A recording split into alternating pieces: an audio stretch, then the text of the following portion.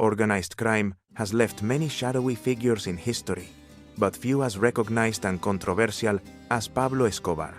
His name not only symbolizes the rise of drug trafficking in Latin America, but also an era marked by violence, corruption, and fear. Escobar was accused of being behind thousands of murders, including those of public officials, judges, police officers, and civilians caught in his relentless war against the state. Despite the horror he sowed, Escobar managed to build an image that defied logic.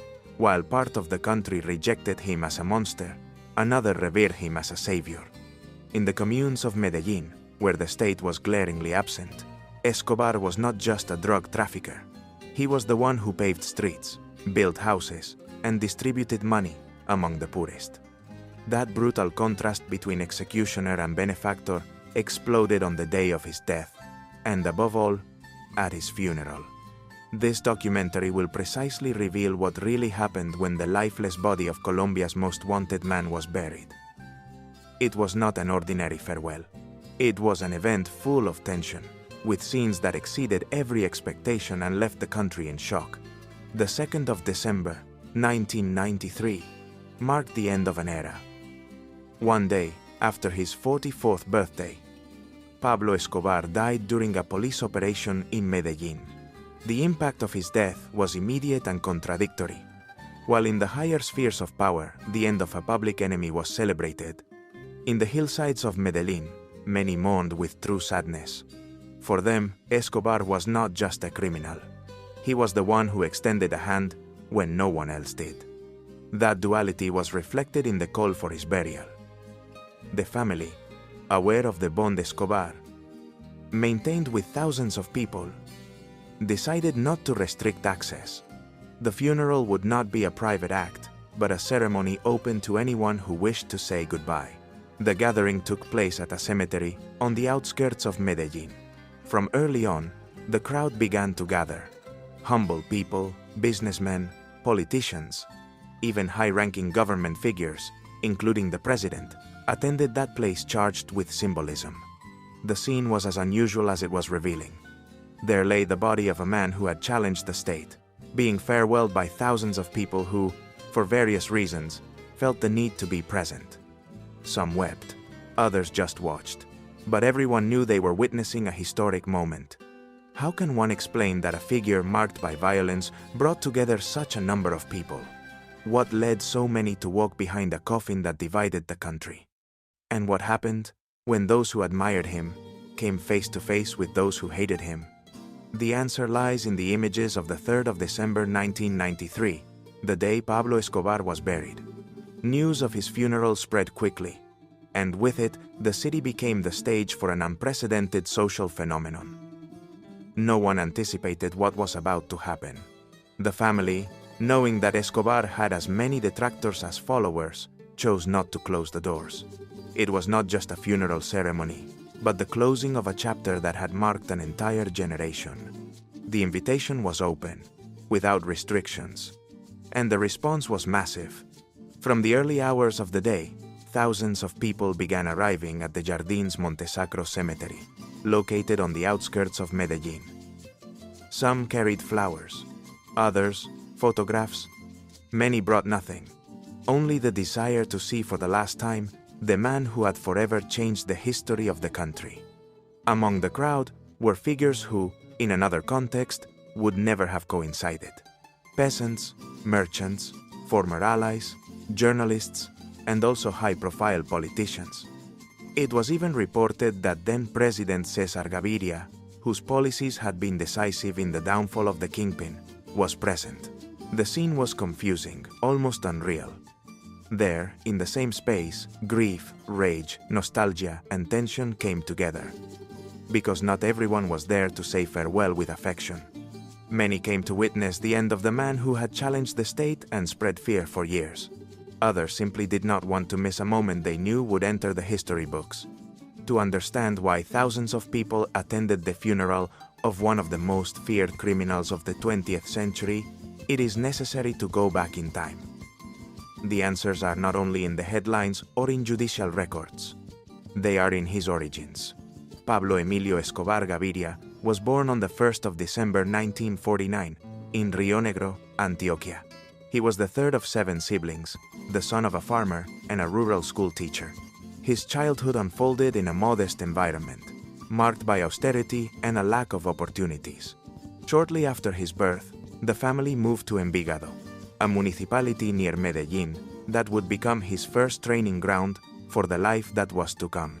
From a young age, Escobar showed intelligence and determination, but also a growing disdain for rules. Although his parents tried to provide him with a formal education, he dropped out of high school before turning 17. During the years outside the educational system, he found his true school in the streets. The rules of the neighborhood, forced loyalty, fear as a language, all of that shaped his character. With his cousin Gustavo Gaviria, his inseparable companion and future criminal partner, he tried to return to formal education after a while, but it was already too late. Their reputation preceded them. They were seen as troublemakers. Reintegration was a failure. Despite everything, Escobar did not completely abandon his aspirations. He forged a high school diploma and managed to enroll in university. His goal, to study criminal law and eventually make his way into the world of politics. His dream was ambitious: to one day become president of Colombia. But ambition alone does not pay the bills. The lack of resources cut short his academic and political plans, forcing him to abandon his university studies. Faced with poverty and the lack of opportunities, Escobar began to seek income through increasingly risky means. His first illicit business was as unusual as it was revealing. He stole tombstones from cemeteries and, after erasing the original inscriptions, resold them as new. It was his first approach to crime as a way of life. But that stage did not last long. Seduced by the logic of violence and quick power, Escobar became involved in more dangerous activities. He founded a small gang dedicated to kidnapping for extortion. One of their first targets was businessman Diego Echavarria, whose abduction ended in tragedy. Although the family paid the ransom, Escobar ordered his execution. From that point on, the group abandoned any attempt to operate within limits. Car thefts, arms trafficking, and smuggling marked their new routine. In 1974, Escobar was arrested for the first time. But far from halting his rise, that arrest only strengthened his decision to delve fully into the criminal world. Shortly thereafter, a new opportunity emerged on Colombia's criminal map: cocaine. In the mid-1970s, the country became an ideal platform for drug trafficking, given its proximity to coca leaf plantations in Peru and Bolivia. Demand in the United States was growing, and the routes were still under construction. Escobar immediately understood that this was not an ordinary business. It was an emerging industry that promised millions. It was then, according to various sources, that he decided to eliminate the man who dominated the local trafficking in Medellín, Fabio Restrepo. His murder, which occurred in 1975, allowed Escobar to take control of his operations. With Restrepo out of the way, Escobar inherited not only his roots and contacts, but also his position in the market. From that moment on, his structure began to consolidate, and with it, his fortune. The income grew, and with the money came a new stage in his personal life. In 1976, he married Maria Victoria Henao, a young woman of just 15 years old, 11 years younger than him. Shortly afterward, their 2 children were born, and Escobar began to project himself not only as a rising criminal, but also as the head of a family he intended to protect at all costs. That same year, his business vision expanded. Together with Carlos Leider and the Ochoa brothers, Juan David, Jorge Luis, and Fabio, he formed the group that would give rise to one of the most powerful criminal organizations of the 20th century, the Medellín Cartel. The strategy was clear and meticulous. They bought base paste in Peru and Bolivia, refined it in clandestine laboratories inside Colombia, and then sent the finished product to the United States, where the demand for cocaine was unstoppable. The routes multiplied, the transportation methods became more sophisticated, and the profits were counted in millions. For months, the cartel's operations developed under the radar of the authorities. Escobar moved large volumes of cocaine without major obstacles. However, that period of apparent impunity ended in May 1976. Upon returning from a negotiation in Ecuador, he was intercepted by the Colombian Administrative Department of Security. Inside his vehicle, hidden in the spare tire, agents found 39 kilos of cocaine. It was his first major clash with the state apparatus. But Escobar did not face the consequences like any other citizen. Instead of spending time in prison, he achieved the unthinkable, bribing not one but two different judges to release him along with his accomplices. It was a precise move, executed with money and power, that laid the foundations of his survival strategy. Shortly afterward, the DAS agent who had led his capture was murdered in cold blood. It was the beginning of a method that Escobar would perfect over time. If you could not be bought, you would be eliminated. From then on, his message was clear and brutal: corruption or death. That logic, which would later be known as silver or lead, became the axis of his empire. Silver was the reward for cooperating. Lead, the punishment for resisting. It didn't matter if you were a judge, police officer, journalist, or politician. Saying no meant becoming a target. As his criminal network grew stronger, his influence also extended into the political world. With enormous sums of money, he began to finance the campaigns of allied candidates, especially from the Liberal Party and Nuevo Liberalismo. The donations were not altruistic gestures but investments for the future. A way to weave a network of officials who, once in power, owed him favors. Drug money didn't just buy loyalty. It bought silence, impunity, and access. In this way, Escobar began to move through the country's institutions as if they were extensions of his own organization. The political support and the network of influence that Escobar had built in the circles of power not only provided him with protection, but also gave him a strategic advantage to grow his business. With those alliances secured, the Medellín cartel was able to operate with a freedom that defied all logic in the years that followed. The turning point came in 1978.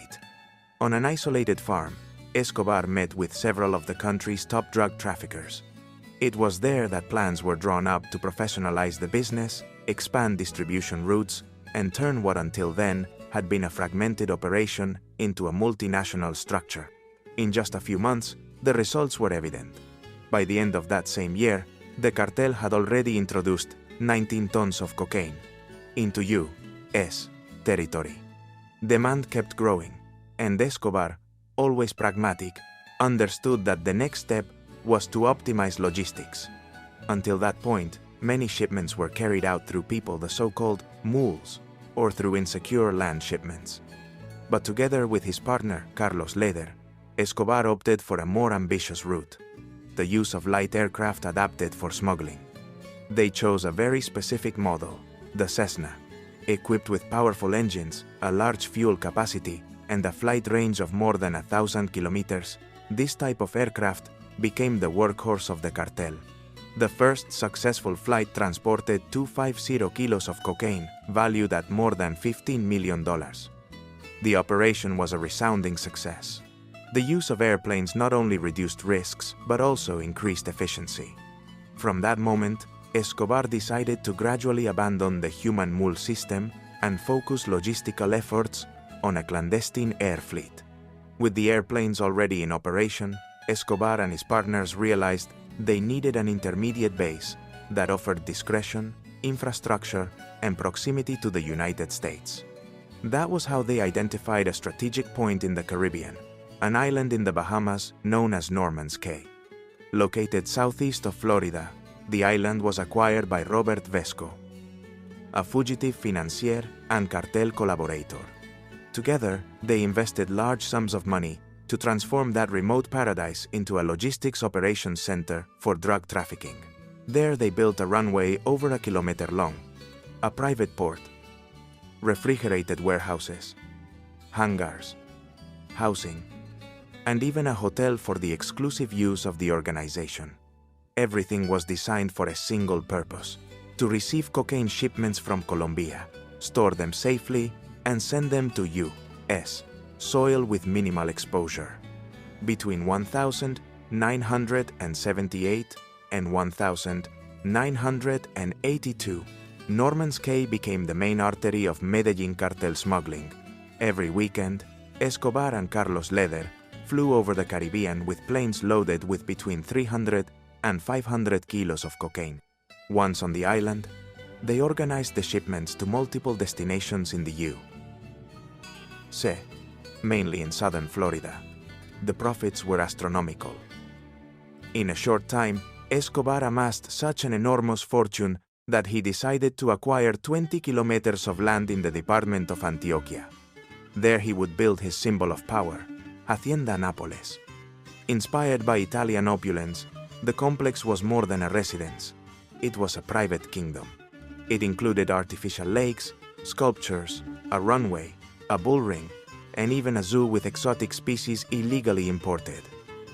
Hippos, giraffes, elephants, camels, and birds brought from different continents. Hacienda Nápoles was not just a display of power. It was a statement. Over time, his private zoo became an attraction in itself, visited by locals and maintained with a level of care worthy of a theme park. Everything was designed to impress. Escobar also collected cars, motorcycles, and airplanes. Some were unique pieces acquired out of whim. Others were logistical tools for cartel operations. Everything pointed to a double intention: to offer his family a life of unattainable luxuries and to keep the criminal empire that sustained his fortune running. By the mid-1982s, the Medellín cartel had reached a hegemonic position. Escobar controlled more than 80% of the cocaine that entered the United States illegally. The figures were colossal. Tons crossed the borders every week, generating revenues estimated at more than $400 million every week. The wealth he accumulated led him to appear on Forbes magazine's list of billionaires. At his peak, his fortune was calculated at $30 billion, placing him among the 10 richest people on the planet. That economic power also unleashed a new stage: the desire for public recognition. Escobar did not want to be just a powerful trafficker. He wanted to be accepted, admired. And to achieve this, he launched a personal campaign of philanthropy that changed his image in many popular sectors. In Medellín, he invested millions in community projects, paving streets, building schools, installing electrical grids, and sports centers. His most ambitious project was an alliance with the Urban Development Department to build 5,000 homes for homeless families. The initiative brought him even closer to the most forgotten neighborhoods of the city. It did not take long for a nickname to emerge that captured this contradiction: the Robin Hood Paisa. For many, Escobar was not a criminal, but the only one who did for them what the state had never done. Escobar's public image was strengthening rapidly. He was not only seen as a benefactor among the poorest sectors, but also admired as a generous employer. He paid those who worked in his laboratories salaries high enough for them to live with stability, a rarity at that time and in that context. As his acceptance grew, so did an old ambition he had never abandoned: to gain power through politics. Determined to legitimize his influence, he approached the Colombian Liberal Party, participated in campaign financing, and finally, in 1982, obtained a seat as an alternate congressman. Although his position was not a main one, it granted him significant privileges, parliamentary immunity, and a diplomatic passport that opened doors both inside and outside the country. For Escobar, this was more than a symbolic achievement. It was the validation that he could go from kingpin to statesman. But his time in politics was brief and turbulent. Rodrigo Lara Bonilla, then Minister of Justice, began an investigation to expose his true origins. He soon publicly revealed Escobar's links to drug trafficking, forcing him to resign. Escobar never forgot that humiliation. Months later, Lara Bonilla was assassinated in an armed attack. Although the authorship was never judicially confirmed, many sources pointed to Escobar as the one responsible. The minister's death marked the end of his political adventure, but not of his influence. The latent threat of extradition would later lead him to confront another adversary, presidential candidate Luis Carlos Galán. During the 1989 electoral campaign, Galán warned that if he won, he would extradite Escobar to the United States. That statement was a death sentence. Escobar interpreted it as a direct and unacceptable challenge. He wasted no time in reacting. He organized an assassination attempt during a rally in Medellín. An RPG rocket launcher was fired at the stage. Galán survived, but it was evident that the war against him had begun. That war soon reached its climax. Weeks after the failed attack, Luis Carlos Galán was assassinated at point-blank range during a political event in the city of Soacha. He was about to step onto the stage when a hitman infiltrated among the crowd shot him several times. The attacker was captured shortly afterward and confessed that he had received $100,000 to carry out the crime. The assassination of Galán was more than an act of violence. It was a declaration of war by Pablo Escobar against the Colombian state. From that moment on, his campaign to avoid extradition was no longer covert. His message was direct. He would not allow himself to be sent to a prison in the United States, no matter the cost. In the previous years, Escobar had already demonstrated his ability to corrupt or eliminate any figure who stood in his way: judges, prosecutors, police officers, ministers. But this time, the political and international pressure was too great. Bribes were no longer enough. Faced with the growing threat of capture and extradition, Escobar proposed a negotiation to the government. He offered to surrender voluntarily in exchange for two conditions: not being sent abroad and receiving special treatment during his imprisonment in Colombia. The answer was negative. It was then that Escobar went one step further. He founded a clandestine group called Los Extraditables, whose objective was to force the state to accept a no-extradition clause and, in addition, grant amnesty to drug traffickers who agreed to leave the business. It was a new kind of war, not only armed, but also political, propagandistic, and social. The group called itself Los Extraditables, and its slogan was as direct as it was chilling: "We prefer a tomb in Colombia to a cell in the United States." Under that motto, they launched a coordinated campaign to pressure the state on every possible front. The first step was through the media. They published statements in the country's main newspapers, attempting to present their cause as a patriotic defense. They argued that extradition violated national sovereignty and that they were victims of a foreign judicial system. Through these messages, they sought to legitimize their position before public opinion. But they did not stop there. They began to infiltrate political parties, finance campaigns, and seek allies within Congress. The objective was clear: to influence state decisions from within the system. For a moment, it seemed that this strategy was working. In 1986, the Supreme Court of Colombia declared the extradition treaty with the United States invalid, citing a legal technicality. It had been signed by a presidential delegation and not by the sitting president. For Escobar, it was a triumph. However, the celebration did not last. With the arrival of the new president, Virgilio Barco Vargas, the treaty was quickly reinstated. Diplomacy prevailed over criminal pressure. Faced with this setback, Los Extraditables changed tactics and became an openly terrorist organization. They declared war on the Colombian state and began to apply systematic violence against politicians, judges, journalists, and civilians. The turning point came in November 1989. Escobar ordered a bomb to be placed on Avianca Flight 203, with the objective of assassinating presidential candidate César Gaviria Trujillo. Gaviria did not board the plane, but 107 people died in the explosion, among them 2 U.S. citizens. 9 days later, terror struck again.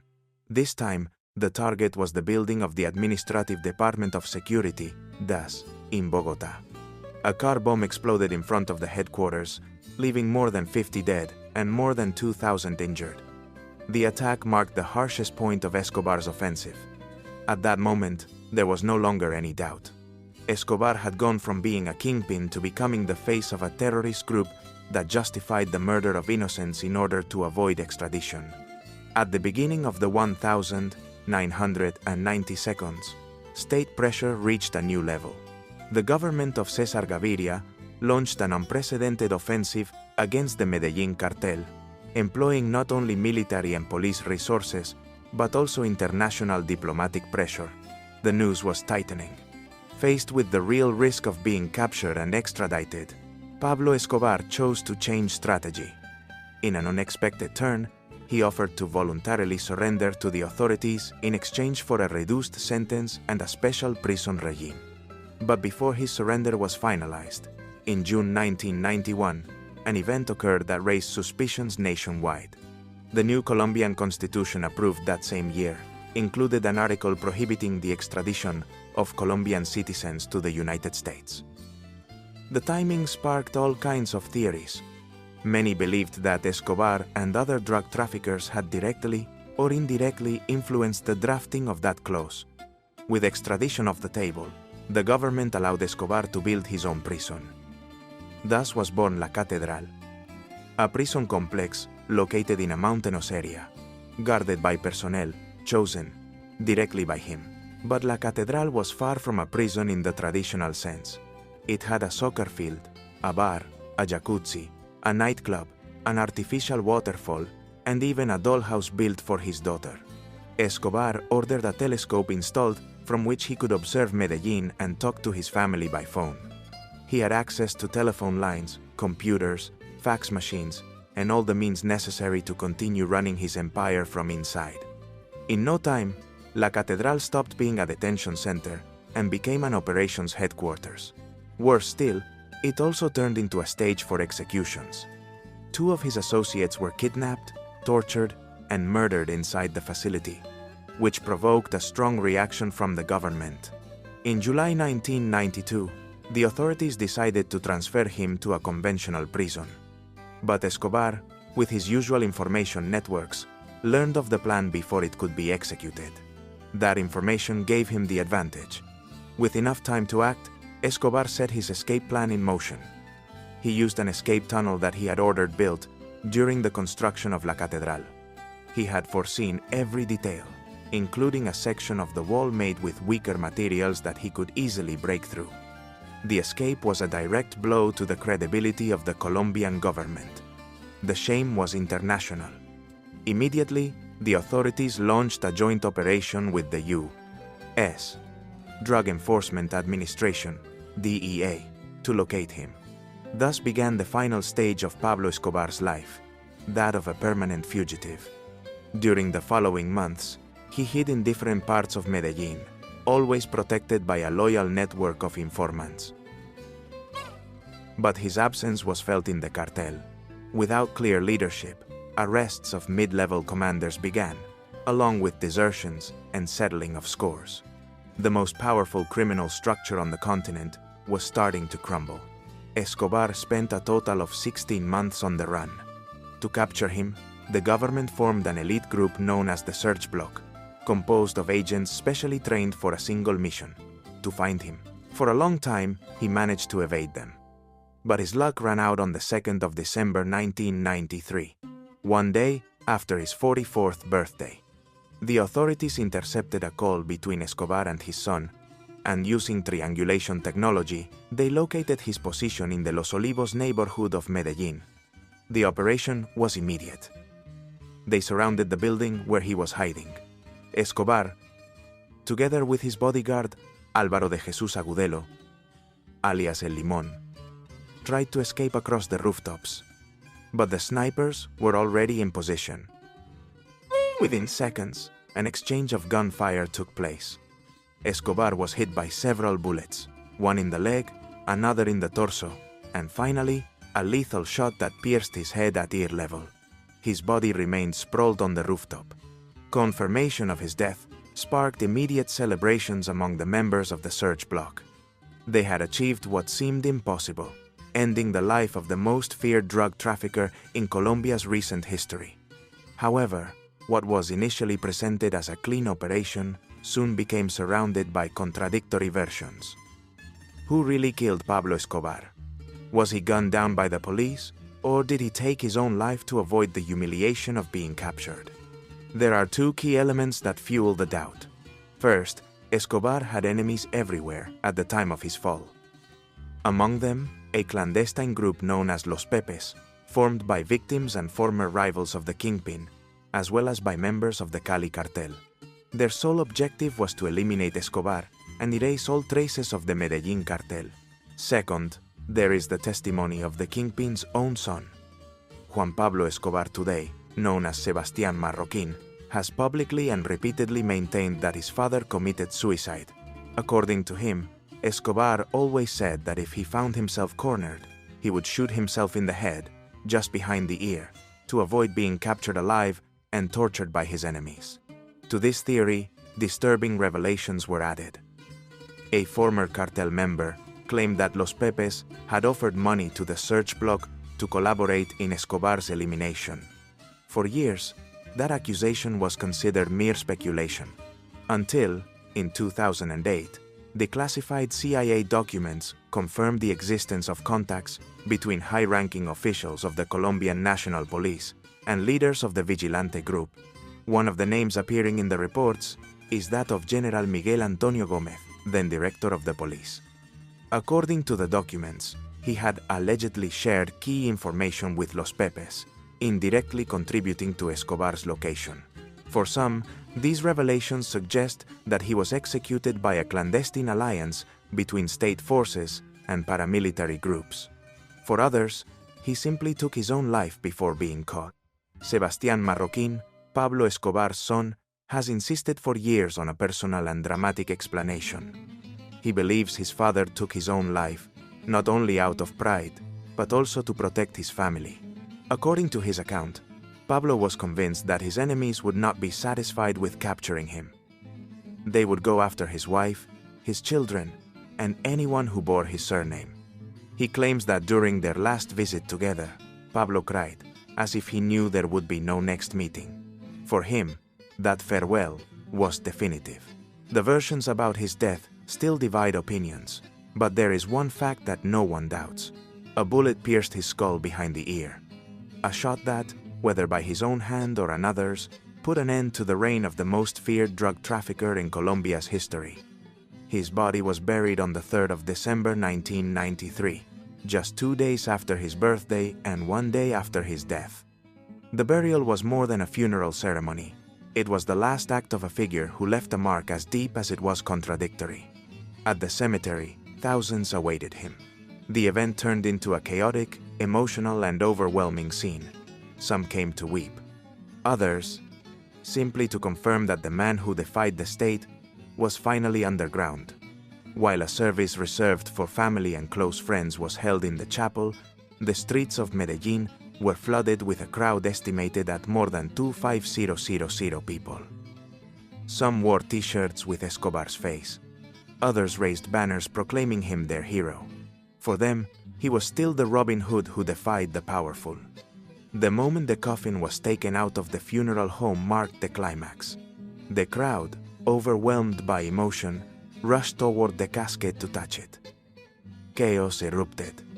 The police, stationed in the area, tried to contain the scene, but it was useless. The barriers gave way, and the situation became uncontrollable. The situation quickly exceeded the response capacity. The police had to reinforce the area with barricades and checkpoints. The fear of reprisals from the few active cartel members still present in Medellín was real, and the state did not want to take risks during such a tense event. The funeral procession moved toward the Jardins Montesacro cemetery. The crowd did not disperse. On the contrary, they followed the coffin as if it were a religious procession. But as the casket approached its final destination, the atmosphere became more hostile. Among the attendees were also those who deeply hated Escobar.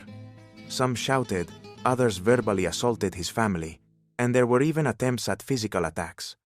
The tension reached such a point that, during the brief ceremony, the priest was unable to complete the prayer.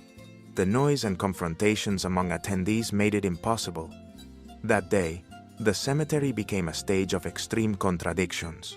Weeping and celebration, respect and fury, silence and chaos. The figure of Escobar, even in death, continued to divide Colombia. Among those present was then President Cesar Gaviria. Although he had been the main promoter of the operation that culminated in the kingpin's death, he attended to show respect to the family of the deceased, a gesture that many interpreted as a symbol of the closing of an era. Because beyond the body buried that day, what was ending was an era.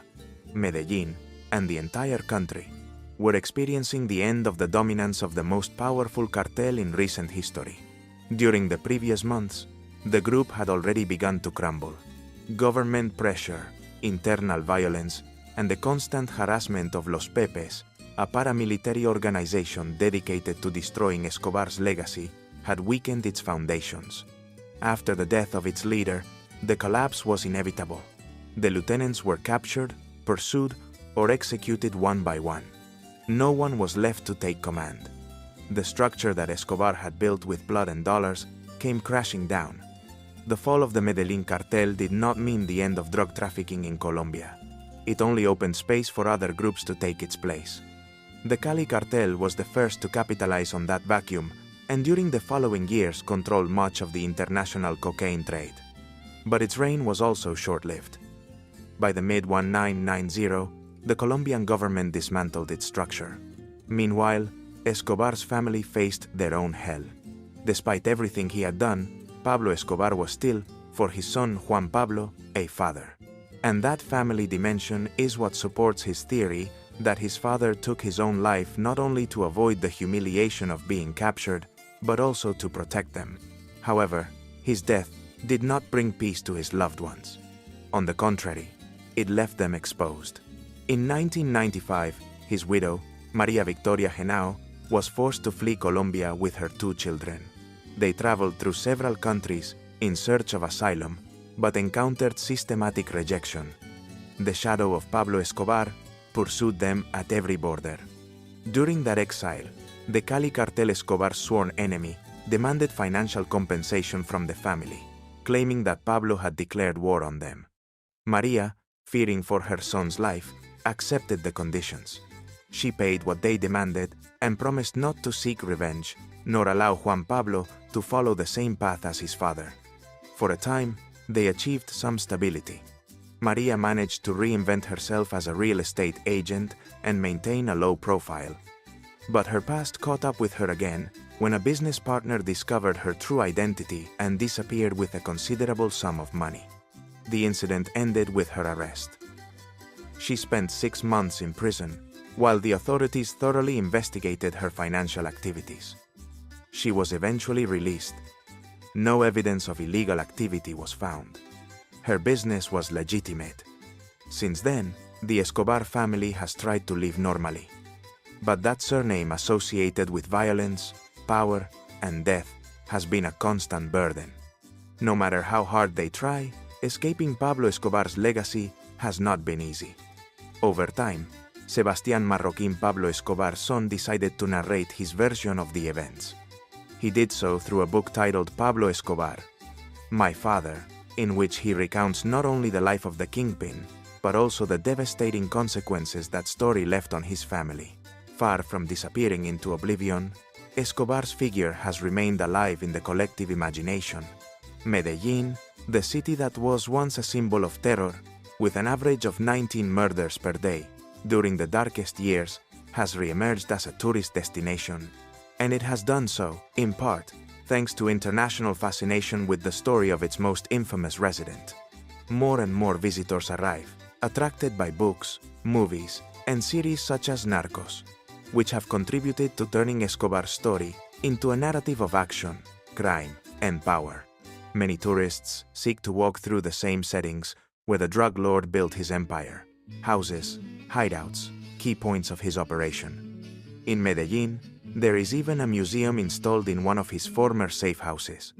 There, personal objects are exhibited: his Mercedes-Benz riddled with bullet holes, fragments of airplanes used in smuggling operations, and furniture with secret compartments where he hid cash. The violence that marked the generation has, paradoxically, ended up enriching the city. Tourism, linked to the Escobar phenomenon, has become a source of income that stimulates the local economy. The famous Hacienda Nápoles, abandoned after his family's escape, also changed its function. Its exotic hippos left behind because they were too large to be confiscated, roamed free for years in the surrounding areas. Over time, those hippos turned into an uncontrolled population. Without natural predators and with abundant vegetation, they began to reproduce at an accelerated rate. They roamed freely through Antioquia in search of food, increasingly interacting with inhabited areas. By 2014, there were already more than 40 specimens living in the wild. Today, they are known as the cocaine hippos. Hacienda Nápoles also underwent its transformation. After years of abandonment, the Colombian state expropriated it under the asset forfeiture law and handed it over to low-income families. Over time, the land was converted into a theme park with attractions, a museum, and luxury hotels. An absolute irony. The heart of a drug lord's empire turned into a tourist destination and legal economic engine.